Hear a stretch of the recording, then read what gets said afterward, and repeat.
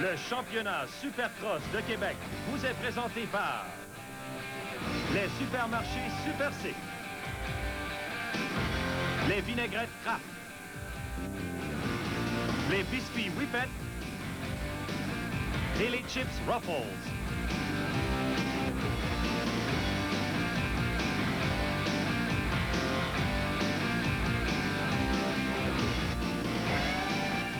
Bonsoir, mesdames et messieurs, ici Dominique Laroche. Bienvenue au Stade municipal de Québec dans le cadre de la 2e édition du Supercross de Québec. Une trentaine de coureurs qui se disputeront plus de 13 000 $ en bourse. Et je serai en compagnie d'Alain Tétu et de Carl Sanson pour vous décrire cette course.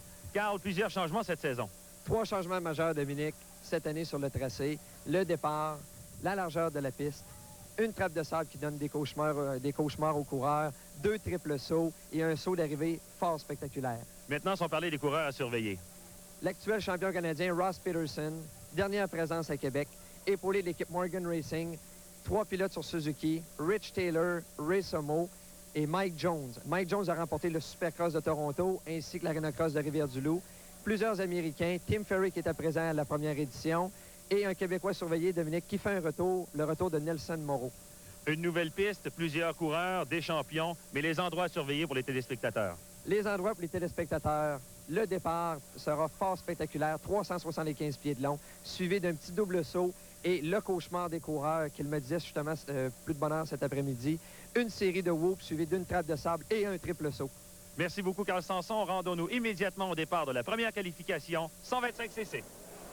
Eh bien, Carl, quelle belle température, 26 degrés aujourd'hui, la journée idéale pour présenter ce genre de course. Oui, Dominique, 17 pilotes qui participeront à cette première qualification. On voit ici le départ.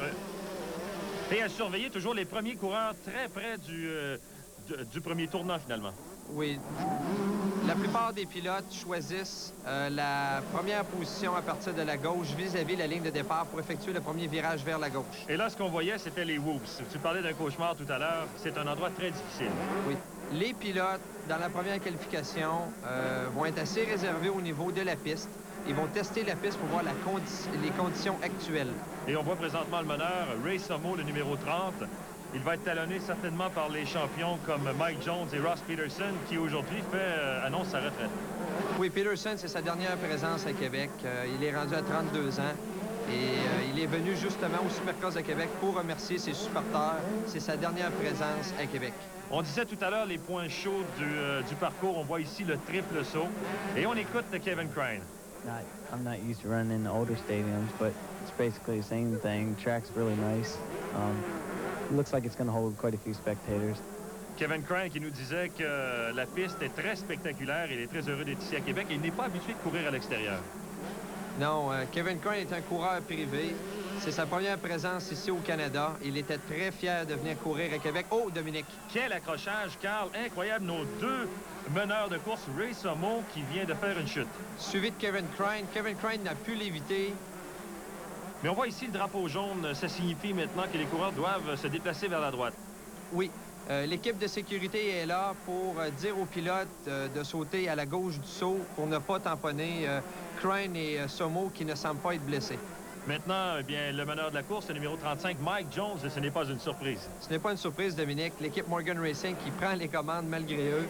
Mike Jones suivi de Rich Taylor en 2e position.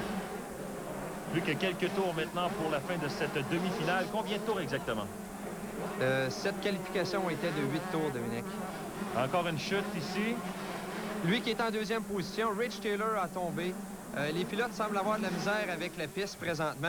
On voit surtout les points importants que tu disais. On écoute Mike Jones. Behind us with some of the other sponsors, Bel-Ray, Karcher, Bridgestone. And I've won 8 out of 8 races in Rivière-du-Loup. I won the Toronto Supercross, and I also won a national in Ontario, so I'm real happy with my results this year. Faire un résumé de ce qu'a dit Mike Jones, eh bien, il a tout gagné à Rivière-du-Loup, 8 courses sur 8. Il a gagné Toronto. Maintenant, il est vraiment prêt pour le Supercross de Québec. Oui, Mike Jones, Dominique, me disait lors de la conférence de presse qu'il était prêt à tout gagner et de continuer sur sa série de victoires. Mais pas seulement Mike Jones ici au Stade municipal de Québec, mais aussi Ross Peterson qui se retire et la série d'Américains qui sont sur Morgan Racing à surveiller au cours de cette journée de course nord-américaine Supercross de Québec. Toujours en première position, Mike Jones avec le numéro 35. Mike Jones qui a 27 ans et qui vient de Pennsylvanie, nous vient de Pennsylvanie aujourd'hui. Et il sera ici pour participer au 125cc et au 250cc. Vainqueur l'année passée d'une des classes au Supercross de Québec, Tim Ferry, qui a seulement 18 ans, en est à sa deuxième participation au Supercross de Québec. Un coureur à surveiller lors de la finale. Mike Jones, plus qu'un seul tournant pour Mike Jones pour cette première qualification 125cc. Voilà, il remporte la première qualification. Mike Jones. Mike Jones, it was just the first semifinal and you won it. Is it a good race? Is it a good track? Yeah, the track's real good. It's very demanding. It definitely takes your toll. I made a few mistakes out there, and I hurt my arm in practice, so it's real hard for me to ride tonight, but I'm giving 110%. Ouais, Mike Jones qui a une tendinite maintenant, mais qui donne 100% pour faire ses compétitions. On sera immédiatement à cette deuxième qualification 125cc. 17 pilotes qu'on regroupe dans cette deuxième qualification de la soirée. Encore une fois, il faut remarquer les gens qui sont très près du premier virage. Et là, bien, les coureurs s'enchaînent sur les whoops. Et c'est là qu'on voit la différence entre les hommes et les enfants. Comme le numéro 48, Dominique, il semble avoir rentré une vitesse plus haute que les autres pilotes, prend la première position du Supercross. Et c'est là qu'on vient de voir un premier triple saut aujourd'hui. Oui, et on enchaîne avec déjà le deuxième triple saut. Mais en 125cc, on sait qu'on a beaucoup moins de force et de potentiel avec sa machine que le 250. C'est quoi exactement la différence? La différence, c'est que le pilote a une cylindrée un petit peu moins rapide que celle du 250. Et les pilotes sont un petit peu moins agressifs avec une 125cc. Mike Jones est présentement en deuxième position. Oh, Mike Jones passe Ty Wallace. On voit présentement l'expérience de Mike Jones. On parlait tout à l'heure des whoops. Eh bien, c'est l'endroit où Mike Jones a passé devant. Incroyable. Quel coureur. Quelle expérience. C'est là qu'on voit l'expérience. Spectaculaire. Mike Jones n'a pas réussi à faire le premier triple saut lors du premier tour. Et Mike Jones, lorsqu'il a passé Ty Wallace, effectue ce triple saut. Ty Wallace le talonne toujours. Encore une fois, une qualification de 8 tours pour ces coureurs. Jones est talonné par Ty Wallace et Kevin Crane. Deux jeunes seulement, 18 ans. Jones est quand même un professionnel de 27 ans. Et que devient Ross Peterson à travers ses coureurs? Nous n'avons pas encore connu Ross Peterson, mais comme je connais Peterson, Peterson doit se garder beaucoup d'énergie pour la finale seulement. Encore une fois, Mike Jones qui s'élance pour le triple saut. Et même, il est très acrobate. Oui, Mike Jones a remporté des épreuves auxquelles il a participé ultérieurement au Canada. Et on le voit ici, il n'a pas effectué le triple saut comme à l'habitude. Est-ce qu'il sait exactement sa position? Est-ce qu'il a des signes de son entraîneur? Comment ça se déroule exactement?